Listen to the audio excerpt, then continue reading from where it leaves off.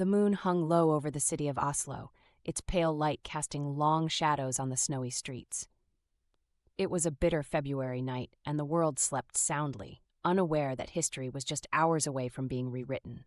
What was about to unfold would shock an entire nation and echo throughout the art world for decades: the brazen theft of one of the most iconic paintings ever created, Edvard Munch's The Scream. It was February 22nd, 1994, a date that most Norwegians remember vividly.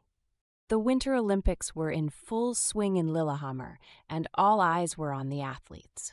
But while the nation tuned in to watch its champions compete, a small group of criminals saw an opportunity. With the world distracted, they prepared to execute one of the most audacious art heists in history. At 11 a.m. in Oslo's National Gallery, the museum staff went about their day as usual.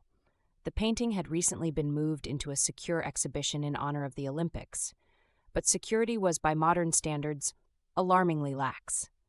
It was this vulnerability that the thieves were about to exploit.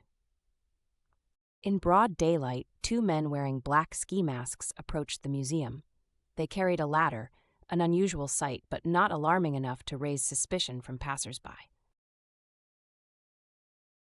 The ladder was propped up against the side of the building. With swift, practiced movements, the thieves scaled the wall, smashed a second-floor window, and leapt into the gallery. The sound of breaking glass echoed through the space, an unholy interruption in a room otherwise dedicated to silent reverence. The thieves wasted no time. They sprinted to the room where the Scream was displayed. Without hesitation, one of them cut the steel wires securing the artwork to the wall. In less than 50 seconds, they were gone, the painting in tow. Alarms wailed too late, and by the time security arrived, the thieves had fled the scene, leaving behind only shattered glass and a mocking note. Written in broken Norwegian, it read, "Thanks for the poor security." News of the theft spread through Oslo like wildfire. The city was in shock. The Scream, with its haunting figure and swirling, chaotic sky, was a masterpiece regarded as a national treasure. And now it was gone. The police launched an urgent investigation, but the initial leads were underwhelming. No one had seen the thieves' faces. The surveillance footage showed little more than a grainy shot of a stolen getaway car disappearing into the distance. The public was outraged, the media relentless in its criticism of the museum's security, or lack thereof. Then came the first twist. Several days after the heist, an anonymous message was sent to law enforcement. It was from the thieves, or at least someone claiming to represent them. They demanded a ransom of $1 million for the return of the painting. But the Norwegian government refused outright. They would not negotiate with criminals. As the weeks passed, the case seemed to grow colder. But behind the scenes, the police were far from idle. Working with British intelligence and Interpol, they crafted an elaborate sting operation. An undercover agent posed as a wealthy art buyer, reaching out to the thieves through black market channels under the pretense of wanting to purchase The Scream. For months, the agents played the part, arranging covert meetings and winning the criminals' trust. Finally, in the summer of 1994, the thieves took the bait. A meeting was scheduled at a nondescript hotel in Oslo. The criminals arrived expecting a simple exchange of cash for the painting. What they didn't realize was that every move they made was being closely monitored.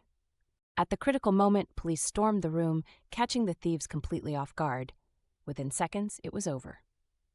4 men were arrested, and The Scream was recovered astonishingly unharmed. The painting was wrapped in a tattered blanket and hidden under a bed. When the officers carefully unwrapped it, revealing Munch's anguished figure, their breath caught. There it was, the flowing, dreamlike brushstrokes, the spectral figure clutching its face in existential terror. It had survived. For Norway, the recovery of The Scream was a triumph. The painting was returned to the National Gallery, where extensive measures were immediately taken to ensure it would never be so vulnerable again. Ironically, the theft only added to the painting's mystique.